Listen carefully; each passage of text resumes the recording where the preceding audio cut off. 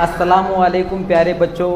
पिछली वीडियो में हमने सही आदत की जमा किस तरीके से की जाती इसके बारे में मालूमात हासिल करे थे। आज की वीडियो में हम सही आदत की तफरीक किस तरीके से की जाती है ये समझने की कोशिश करेंगे। उससे पहले मुतज़ात आदात किसे कहा जाता है, मुतज़ात अदद किसे कहा जाता ये समझेंगे, क्योंकि आपको जो है ये अपोजिट अदद यानी कि मुतज़ात अदद समझ में आ गया तभी सही आदत की तफरीक किस तरीके से करते ये आसानी से समझ में आएगा।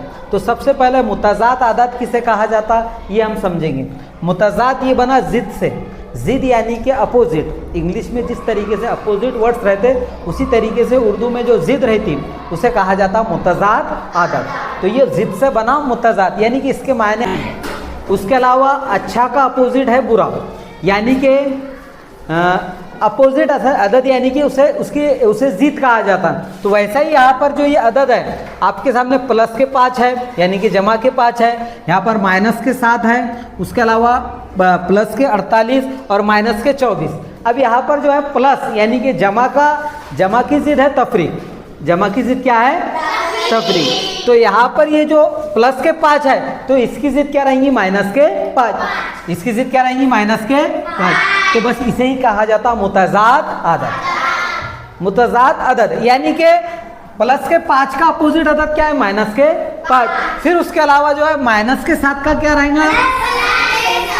प्लस के 7। इस तरीके से प्लस के 7 उसका अपोजिट मतलब अदद है।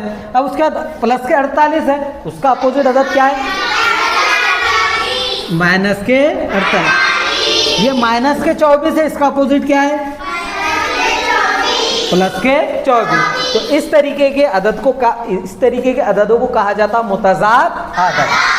यानी कि अब यहाँ पर आपको अच्छी तरीके से समझ में आ गया कि अपोजिट अदद को यानी कि प्लस वाला जो रहा अदद सेम उसी का जैसा माइनस वाला अदद उसका अपोजिट अदद कहलाता है यानी कि मुतज़ात अदद कहलाता। अब इसका इस्तेमाल हमें तफरीक करते वक्त करना है। तो चलिए अब हम तफरीक की कुछ 2 मिसालें यहाँ पर देखते हैं जिससे आपके और आसानी से समझ में आ जाएगा कि सही आदत की तफरीक किस तरीके से की जाती है। चलिए अब हम पहली मिसाल यहाँ पर हल करने की कोशिश करेंगे। अब आपके सामने माइनस के 9 तफरीक माइनस के 4 इस तरीके की एक मिसाल है और यहाँ पर ये दोनों सही आदत के दरमियान हमें तफरीक का अमल करना है। अब तफरीक का अमल करना है तो जाहिर सी बात है तफरीक का अमल करना है यानी कि एक अदद में से दूसरे अदद को निकालना, एक अदद में दूसरे अदद निकालना। तो ऐसे अमल को क्या कहा जाता? तफरीक का अमल। लेकिन यहाँ पर हमें जो आम तौर पे हम तफरीक का अमल करते हैं उससे थोड़ा अलग यहाँ पर ही अमल करना है। तो हमें यहाँ पर जो दावे हाथ तरफ जो अलामत के दावे हाथ तरफ जो कीमत है उसे जैसा के वैसा नीचे उतार लेना है। यानी कि यहाँ पर माइनस के 9 है तो उसे हमें जैसा के वैसा माइनस के 9 उतार लेना है। लेकिन हमें जो सीधे हाथ तरफ का अदद है तो उसके अपोजिट सोचना है, यानी कि उसके से मुतज़ात अदद सोचना है। अब मुतज़ात अदद सोचने के बाद यहाँ पर माइनस के 4 है तो हमें क्या सोचना पड़ेगा? प्लस के 4। वेरी गुड, शाबाश, प्लस के 4। अब यहाँ पर ये माइनस का था, इसका अपोजिट प्लस का है तो हमने लिख डाला यहाँ पर प्लस के 4। और यहाँ पर तफरीक का अमल ना करते हुए हमें कौन सा अमल करना है? जमा का अमल करना है। अब पिछले वीडियो में जो है तुमको बताया कि जो है 4 हालतें सामने पैदा होती सही आददों की जमा करते वक्त। अगर दोनों अदद प्लस वाले रहे तब उसका जमा किस तरीके से करना है ये समझाने की कोशिश करें, और दोनों अदद माइनस वाले रहे तब किस तरीके से उसकी जमा करना है। एक अदद माइनस वाला और एक अदद प्लस वाला रहा तो उसे किस तरीके से जमा करना है। अभी फिलहाल यहाँ पर एक अदद माइनस में है और एक अदद प्लस में, तो इसकी जमा किस तरीके से करना है? तो सेम क्या करना है हमें पिछले वीडियो में जिस तरीके से तुमको बताए कि यहाँ पर बड़े आदद में से हमें क्या करना है? छोटा आदद तफरीक कर देना है। बड़ा आदद यहाँ पर क्या है? 9 और छोटा क्या है? तो 9 में से हमें 4 तफरीक करना है। 9 में से 4 तफरीक करे जवाब क्या आया? 5। जवाब आया 5। लेकिन अब अहम सवाल यह है कि अलामत प्लस की लगाना है या माइनस की। तो जो बड़े अदद पे अलामत है वही अलामत हमें जवाब पे लगाना है। तो इस तरीके से जवाब कौन सा है? माइनस के 5। यानी कि तफरीक के अमल में भी हमें क्या करना है? जमा का ही अमल करना है। लेकिन जो सीधे हाथ तरफ का जो अदद है उसका अपोजिट यानी कि मुतज़ात बनाकर हमें क्या करना है? अमल करना है, तफरीक के अमल की बजाय जमा का अमल। अब अगली मिसाल में और अच्छी तरीके से आपके समझ में आ जाएंगे। यहाँ पर दावे हाथ तरफ जो है जमा के 9 है तो उसे जैसा के वैसा उतार लेंगे।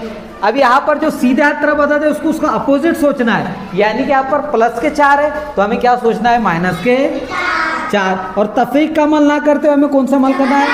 जमा का अमल करना है। अब यहाँ पर वही सिचुएशन है कि एक अदद प्लस में और एक अदद माइनस में, तो एक अदद प्लस में रहा और दूसरा अदद माइनस में रहा, तो उसका जमा करते वक्त हम क्या करते, बड़े वाले अदद में से छोटा वाला अदद तफरीक कर लेते। तो 9 में से 4 तफरीक करे 5, इस तरीके से जवाब आएगा। लेकिन यहाँ पर बड़े अदद पे कौन सी अलामत है, जमा की, तो यहाँ पर हम जवाब पे जमा की अलामत लगाएंगे। यहाँ पर भी 2 वही इनसे है, यहाँ पर भी वही है, लेकिन यहाँ पर प्लस वाले हैं और यहाँ पर माइनस वाले हैं, तो हमने दोनों मिसालों में जमा का अमल करे, लेकिन यहाँ पर बड़ा अदद 9 माइनस वाला था इसलिए जवाब पे माइनस की अलामत लगी, यहाँ पर बड़ा अदद प्लस वाला है इसलिए प्लस की अलामत लगी। तो इस तरीके से बिल्कुल ही आसानी से हम क्या करते, सही अददों की तफरीक करते। उम्मीद है कि आपको ये वीडियो पसंद आया होगा, तो पसंद आया तो हमारे वीडियो को लाइक कीजिए, शेयर कीजिए और सब्सक्राइब करना ना भूलिए।